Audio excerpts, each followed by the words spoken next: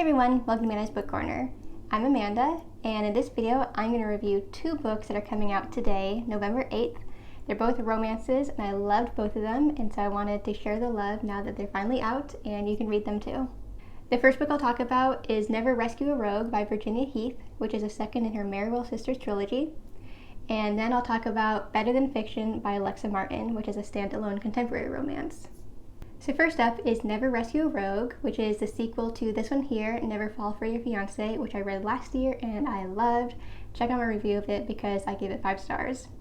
So I had high hopes going into the second one, especially because I already knew who the characters were after getting them introduced in the first book, and I already liked their chemistry, and so I was pretty excited for this. So in the first book, Minerva ends up with Hugh. Minerva's younger sister is Diana, and Hugh's best friend is Giles, and so now that their sister and best friend respectively are married, these two see each other a lot. And they're kind of your classic frenemies scenario. They have a lot of witty banter and they like to insult each other, but it's all in good fun because they actually get along very well and have a lot in common, and you can tell that although they pretend to hate each other, they're secretly best friends. Towards the beginning of the book, Giles loses his father, who was himself a duke, and this means that Giles is now set to become the new Duke. Unfortunately for Giles, he does feel like he might be in some potential legal trouble. He has a big dark secret and he doesn't want anyone to know, but this big dark secret has to do with his parentage and whether he actually is indeed eligible to be the new Duke, or if he's going to have everything taken away before he's even had a chance to do anything good. So he has a lot of questions and not a lot of answers, and he's afraid to even ask for legal help, and so he turns to Diana. Diana works at a newspaper, and she's secretly a top reporter who exposes a lot of big, dark scandals. No one really knows about this except for Giles, so it's natural that he seeks out her help in investigating his true parentage and finding out whether he can and should be the Duke. So he is under a lot of pressure, and hopefully Diana can help him out. So I was surprised going into this book how heavy it actually gets early on. The first book was so much fun. It was pretty much pure joy and lightness and just hilarious and so fun. So going into the second book, I did expect that kind of mood. So I was a little bit surprised that it became a little bit heavier, and it focuses on grief and has a lot of anxiety about it. Now, it's not that Giles was super close with his father. In fact, his parents were both rather unloving and even neglectful of him. So there's actually some trauma that he has from his parents. But even so, losing his father does affect him greatly, and he is going through that grief and he is feeling that fear. There's also an evil uncle involved, and there's just some heaviness that is there. That is mostly early on in the book, and pretty quickly after that it does kind of return to that more lighthearted, fun vibe.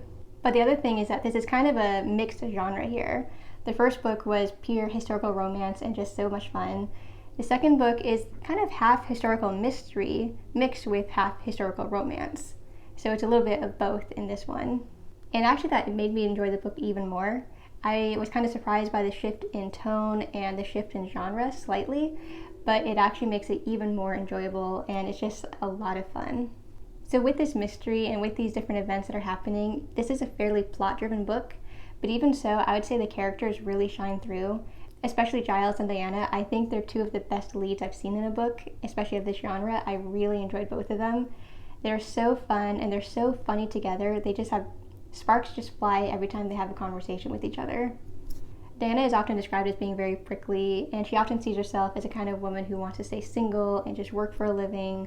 She doesn't need a man in her life, and she's out here putting herself into dangerous situations because she's brave and because she wants to save other people.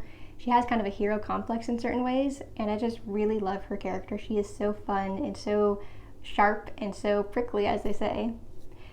In contrast, Giles, he's a lot of fun. He seems like such a lighthearted and carefree kind of guy, even though deep down he is very smart and he is very caring and he wants to do good with the power that he has now that he has become a duke. He is responsible and he cares about the people that he serves. Of course, Diana sees right through his facade of being carefree, just like Giles sees right through her facade of just being someone who corrects grammar in articles at the newspaper. He knows her writing style, and he knows that she's actually this kind of now infamous person who is exposing scandals. Speaking of her writing style, something I really love is how well they know each other, but also their shared love of grammar and of anything literary. Giles in particular has a love of alliteration, and part of that relates back to his own family and how every man in his entire family history, going back 1,000 years, has a name that starts with the letter G. I think that's hilarious and so random. But he also really likes her writing style, and he's really drawn to her mind, and I think that's really wonderful. The romance between them is also top-notch. They have mutual pining for each other, but they're also in mutual denial about things, and they think, oh, I couldn't actually like this person, I couldn't actually have a relationship with this person. And that can be frustrating in some books, when it's like, they both like each other, why don't they just figure it out and get together? In this case, there's a certain self-awareness that the author has with writing it. All the other characters basically are telling them, hey, you guys have chemistry, you should get together, you should be married, basically. And they're just like, oh no, we're actually just friends, and in fact we're enemies, whatever. So there's a lot of self-awareness, and I love how all the other characters are constantly trying to push them together, trying to catch them under some mistletoe when it's Christmas time, and trying to set them up at balls so they can dance together, trying to seat them together at dinner tables. They're pretty much everyone in their lives are rooting for them to be a couple. They're all shipping Giles and Diana just like we readers are. And speaking of the side characters, they're hilarious and really steal the show themselves sometimes. Giles has chosen the funniest man on the planet to be his butler, and he has too many opinions for a butler, but he's not afraid to put himself out there, and that's hilarious. I also love Diana's younger sister, V. She might be the world's worst chaperone. If you read the book, you'll know why. There's also Giles' evil uncle and his probably evil cousin as well. There's also the disgruntled staff who are getting increasingly concerned and flustered by the influx of visitors to his home. As the novel gets closer to the end, it becomes comically convoluted. It's just so funny how the characters are all thrown together. Even with that mystery and the legal troubles and all of that, it's just a comical and fun book. And of course, the romance is 100% there. I was so rooting for these two characters, and I just love how their little love story unfolded in the midst of this whole mess, basically. So Never Rescue a Rogue basically has it all. It has mystery, it has romance, it's witty, it has a little bit of grief too, but it's overall a ton of fun. Honestly, it's even better than I expected it to be, and I give it 5 stars. And remember, it's the second in a trilogy, so if you haven't read Never Fall for Your Fiancé, do read that first. Then read this one, and I already cannot wait for the third book in this series, which will follow V, the youngest of the Merriwell sisters. If I'm not mistaken, her love story might have been set up in this book. We'll see if I'm right. But either way, I cannot wait to read that one because this one was a perfect book. The next book I read is Better Than Fiction by Alexa Martin. This is a standalone romance, and it's actually the first book by her that I've read, but she has several other books as well. So this book focuses on Drew Young.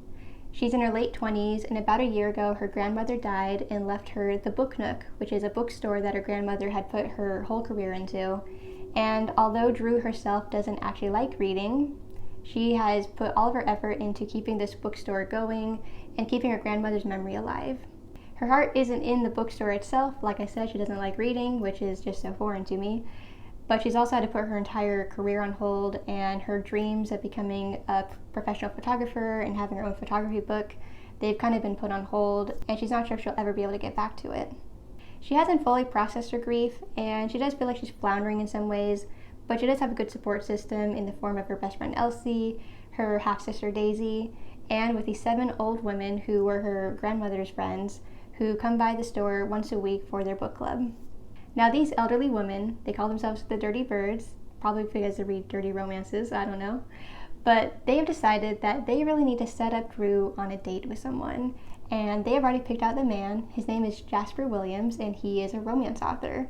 He comes by for their book club for a reading and to answer some questions. And afterwards, these conniving Dirty Birds bamboozle these 2 people into setting up a date, basically. Of course, as far as Jasper and Drew are concerned, this is not really a date. In fact, he's writing a book that's set in Colorado, in Denver, where they are located, and she's offered to give him some pointers on local destinations that would make great settings in his book. So that's all this is supposed to be. She arrives at the dinner with a whole stack of papers and suggestions for him to use. That's supposed to be the end of it. But of course, it's actually just the start of something new, and he actually asks her to show him around Colorado in person and kind of give him a front row look at these different destinations and different kinds of activities you can do that are outdoorsy, and she's all about that, and so she eventually agrees. So this is a really cute and fun romance, but like the other one, it also does deal with grief. As I mentioned, Drew has lost her grandmother, and she was very close to her grandmother. She spent all of her spare time in her grandmother's bookstore, and even though it's been a year, she hadn't really processed that grief, and she still fears that she's letting her grandmother down. She wants to keep her memory alive, even though her bookstore isn't fully her passion. She's also dealing with an evil father, incidentally her grandmother's son.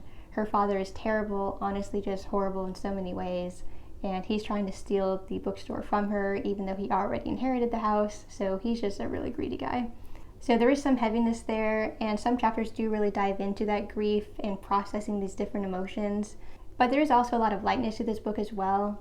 This comes in the form of her relationship with Jasper, but also in the form of her support group with Elsie, her best friend, and with her sister Daisy. I just want to mention really briefly how amazing the side characters in this book are. Her best friend Elsie is so funny.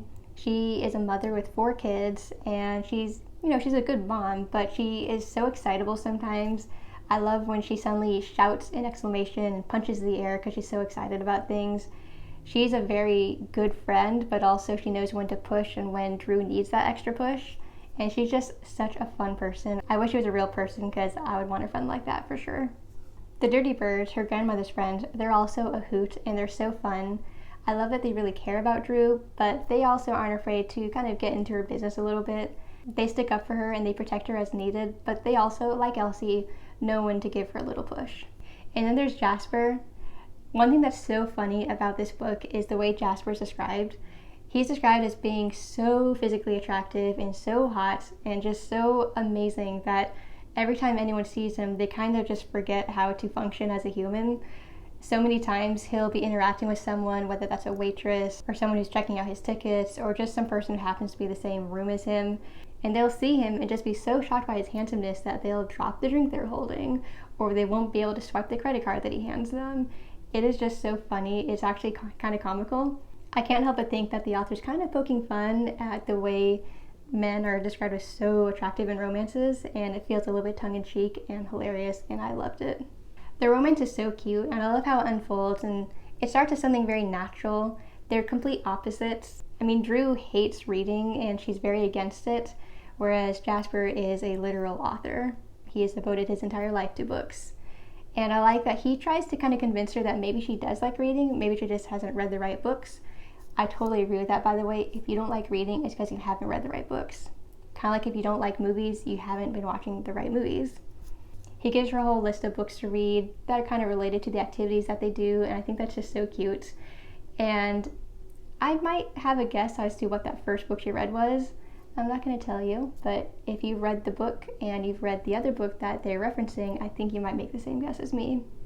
I do take issue with Drew's assessment of why she hates reading. She seems to think that all books end in happy endings, and she thinks that happy endings don't exist in real life, and thus it's just unbelievable and you can't enjoy that. And I'm like, girl, you know that that's pretty much just romances, right? There's a lot of sad books out there, and if you don't believe in happiness and in a happy ending, you can read depressing books and you might feel more validated. So I did kind of think that her reasoning behind disliking books is a bit of a fallacy, but I'll let it slide. Because ultimately I do agree that if you don't like reading, it's because you need to find different books to read. Or you might just need to read a different format. Maybe audiobooks would work better for you than physical books. In fact, I think I had a whole video about this, and so I might link to that here. Another thing I really enjoyed is how Drew often refers to Jasper as Jasper Williams, author. That is Jasper Williams, author. I thought it was so funny how she kept referring to him that way. Another thing that I thought was kind of more self-aware and kind of meta is how she's learning about romances. I mean, books in general, but romances also specifically because he is a romance author. And I love how there's some discussion of her relationship with him and the kind of beats that relationship is hitting.